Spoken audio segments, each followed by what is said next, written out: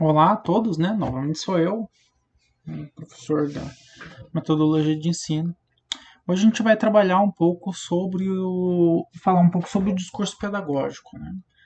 Um pouco sobre as suas características e vamos entrar também em alguns aspectos da leitura e escrita no ensino de física, né?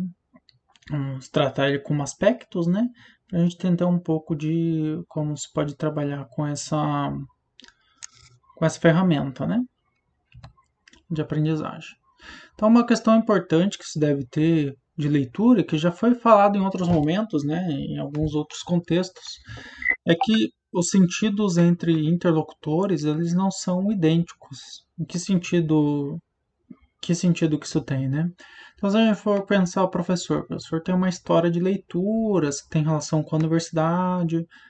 Então, quando ele vai ler um material, por exemplo, mesmo que ele vai selecionar um material para trabalhar com os alunos, ele tem que ter a noção de que a interpretação e a forma de leitura que ele tem para aquele texto tem relação com a sua história de leitura, né?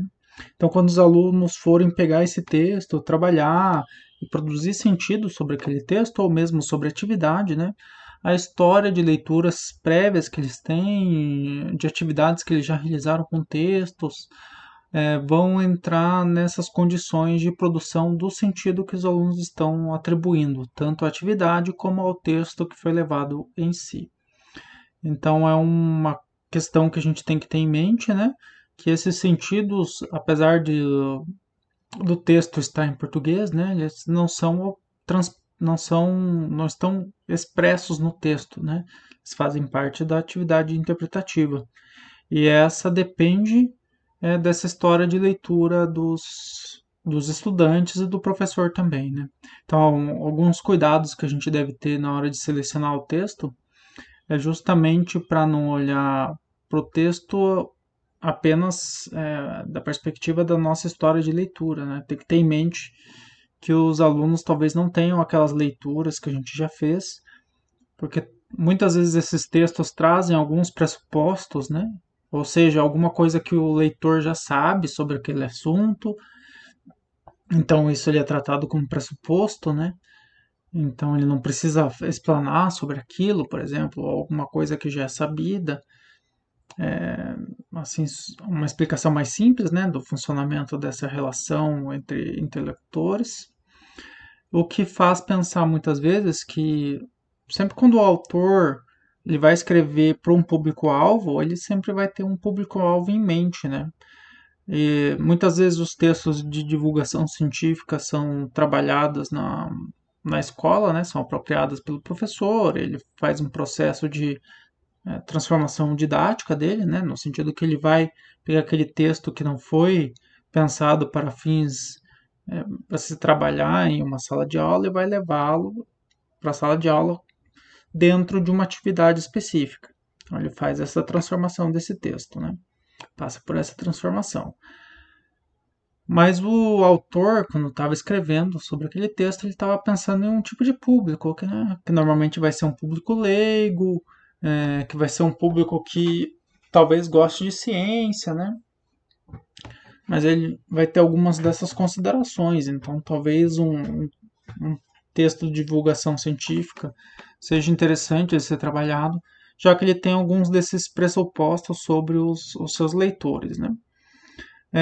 Aí a gente vai para o que acontece com esse texto, né? Então a gente propõe uma atividade a partir desse texto e o nosso estudante ele pode objetivar discursos sobre aquilo que está sendo tratado no texto e sobre a relação entre o que está no texto e aquilo que ele tem de experiência, né? Então ele pode transformar esse texto, as palavras que estão no texto, a partir de três perspectivas, né? Uma perspectiva empírica, que é naquela onde ele vai repetir as palavras do texto. Isso pode acontecer também com as palavras que o professor fala durante a aula, ou com palavras que estão no livro didático. Uma evolução disso, uma repetição formal, né, onde há uma recontextualização desses enunciados, né, em outras roupagens, então eles são escritos de outra forma, com outra linguagem, ela não é o mesmo tipo de repetição que é uma repetição empírica, né? Que ela é mais literal. Essa repetição formal, ela passa por alguns processos de transformação na estrutura do enunciado. E a repetição histórica, onde ele se apropriou daquele sentido, né, tornou seu, e ele consegue contextualizar isso de forma mais ampla, né, e de forma mais geral. Algumas questões que a gente pode passar acerca dessas repetições, né, que elas sofrem um processo evolutivo, né, da mesma forma quando a gente pensa na aprendizagem significativa, que tem aprendizagem mecânica, que faz parte da aprendizagem para depois se chegar a uma aprendizagem significativa, a empírica ela também tem esse caminho, né? A gente pode dizer que ela tem um caminho assim que ela vai da empírica para formal e para histórica, só que isso exige trabalho e tempo e muitas vezes a condição de produção onde a gente trabalha esse texto, ele pode não contribuir para esse caminho do aluno, né? Então, quando a gente, por exemplo, pede a resposta a uma questão, por exemplo, muitas vezes o que a gente vai avaliar depois, ele tem relação com a proximidade é, que a escrita do aluno tem com a escrita formal, né? A gente faz talvez essa comparação, né?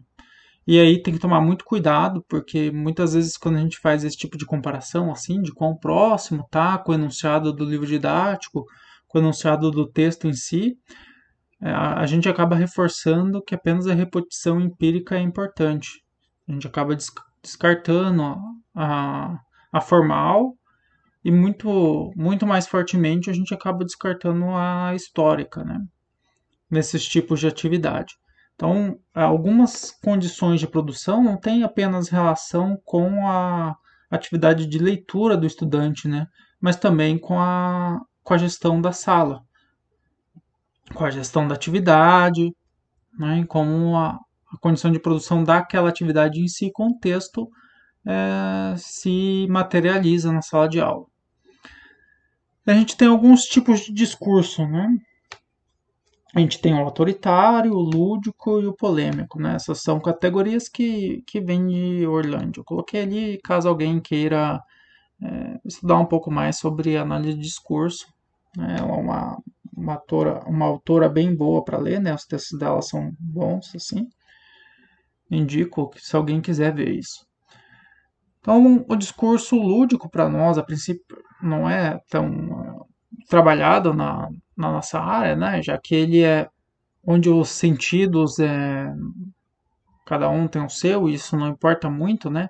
Então isso não faz muito papel da educação, que a princípio a gente quer trabalhar com sentidos que a ciência traz, né? Sobre determinado aspecto, sobre determinado saber. Então, o que talvez seja mais interessante é trabalhar com um discurso autoritário polêmico. O discurso autoritário ele tem muita relação com essa repetição empírica, né? Então, apenas as palavras que o professor utiliza, apenas o formato textual que o professor utiliza, então, apenas as formas de dizer que o professor utiliza são formas é, que podem ser consideradas e que vão ser melhor avaliadas, né? Por exemplo, num processo avaliativo. Então, aquele aluno que consegue repetir melhor aquilo que o professor faz, aquilo que o professor fala, é aquele que teria mais chance, digamos assim, de obter sucesso numa avaliação, né? Então, talvez a principal dificuldade desse desafio desse tipo de discurso, né, é justamente isso. Que o que vale, nesse caso, é apenas a repetição empírica, né, sendo que ela é a primeira etapa, talvez, da apropriação dos estudantes de um novo discurso, de um novo saber. E o discurso polêmico, o que ele é? Né? Ele é essa tensão de sentidos. Então, essa conversa que a gente pode ter, por exemplo, quando a gente fala sobre uma problematização sobre determinado tema. Aí, normalmente, a gente faz alguma discussão com os alunos, mesmo durante a atividade de leitura, né? Esse diálogo. E isso possibilita essa passagem, né, para as novas formas de se apropriar daquele conteúdo, né? Então, a primeira forma seria a empírica, onde muitas vezes o aluno repete apenas para iniciar o diálogo com o professor. Daí a gente pede para ele contextualizar dentro dessa conversa, onde há essa tensão entre sentidos, né? A gente tem o discurso polêmico. A gente não pode esquecer que, de forma geral, o objetivo é trabalhar com sentidos cientificamente aceitos, né? Mesmo que a gente trace aqueles paralelos epistemológicos entre a área de atuação dos saberes, ainda o objetivo é esse. Então, o discurso polêmico ele funciona para impedir o autoritário no sentido que ele dificulta a passagem da repetição empírica para formal e histórica. O discurso polêmico ele já vê isso com bons olhos, né? Essa translação entre o discurso formal e o discurso histórico dos sujeitos, né? Muitas vezes o aluno tem uma ideia daquele conceito e se expressa sobre ele de uma determinada forma, né? Para ele, o sentido talvez tenha mais ou menos o mesmo sentido que teria para um cientista, só que ele utilizaria outros termos para falar sobre aquilo, sobre aquilo. Mesmo que um dos objetivos seja apresentar a linguagem da física, né, tem que lembrar que essa aprendizagem também passa por essa outra linguagem que os alunos utilizam. Né? Então, as condições de produção elas também se referem à produção dos textos. Então, como eu tinha comentado, a produção de um texto de divulgação científica ela leva em conta tanto aspectos da ciência como aspectos do público que ela vai ser alvo, né? Que vão ler ela. Então, quando a gente trabalha com um texto, a gente tem que levar em consideração essas questões, né? Que o texto não é transparente, que a gente deve tentar trabalhar com atividades que não sejam apenas repetições empíricas do texto, mas que possibilite que o aluno possa transitar, né, a partir da empírica, formal e histórica. Dá preferência ao discurso polêmico, né, dentro da sala de aula, o que não implica necessariamente da morte do discurso autoritário, mas no sentido de qual faz mais parte da aula, né? Então, um pouco sobre atividades de leitura e escrita, né? Muitas vezes a gente tem muitas atividades que são buscas de informação, né? Ou reprodução mesmo de partes do texto apenas. Então, isso é uma característica de muitas atividades em sala de aula, né? Então, tentar evitar esse tipo de situação. Isso me lembra bastante as aulas que eu tinha de história, né, no ensino fundamental, lá que você tinha o capítulo do livro e fazia 10 perguntas e respondia, né. Falo isso porque nas aulas de ciência a gente não utilizava textos, né.